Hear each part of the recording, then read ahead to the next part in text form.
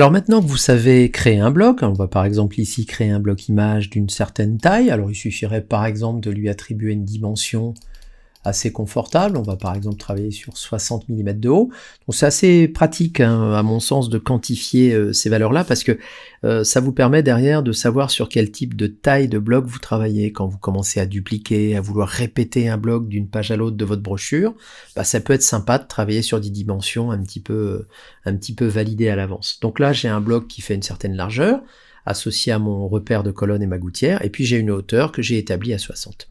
Et puis se pose la question à un moment donné de savoir comment je pourrais dupliquer ce bloc-là, parce que vous avez bien noté que ça ne m'intéresse pas forcément de recréer deux fois la même chose, ça m'obligerait à redimensionner encore, perdre du temps finalement, à retrouver la valeur que j'avais avant, donc 60, oui, je passe toujours un petit peu de temps là-dessus. Alors, la solution, c'est la duplication.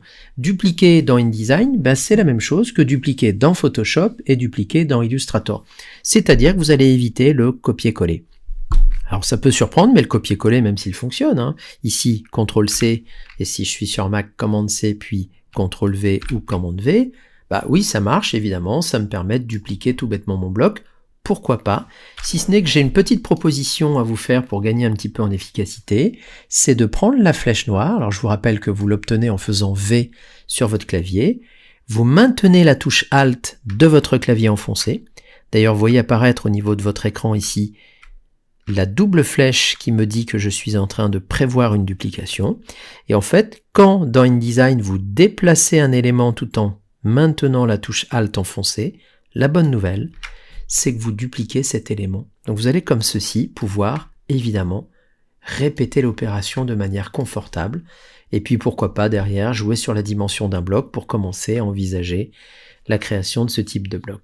Pour le coup, je pourrais tout à fait décider de dupliquer mon bloc de l'autre côté. Vous voyez qu'une fois encore les repères ici de placement m'aident à poser mes blocs, et donc je pourrais ici vous montrer qu'un bloc comme celui-ci par exemple, qui est un bloc d'image, vous le voyez grâce à la croix qui est là, pourrait devenir à tout moment un bloc de texte. Pour cela, il me suffirait soit de faire un clic droit sur ce bloc-là et demander contenu, pour le passer en mode texte, ou bien tout simplement d'aller chercher ici l'outil de texte, cliquer dans le bloc directement en plein dedans, et constater à ce moment-là que mon bloc image est naturellement devenu un bloc de texte. Alors pour votre information, à partir du moment où un bloc de texte contient du texte, vous ne pourrez plus, en faisant clic droit, vous voyez, revenir dans contenu pour revenir en arrière.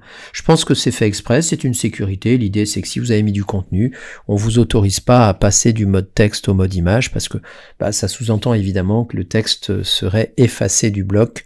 Donc vous prenez un risque, c'est pour ça que c'est pas autorisé. Voilà. Donc en résumé, notez bien que pour dupliquer un bloc, il n'est plus utile de faire du CTRL-C, CTRL-V, mais de maintenir la touche Alt enfoncée avant de déplacer votre bloc que vous allez naturellement dupliquer.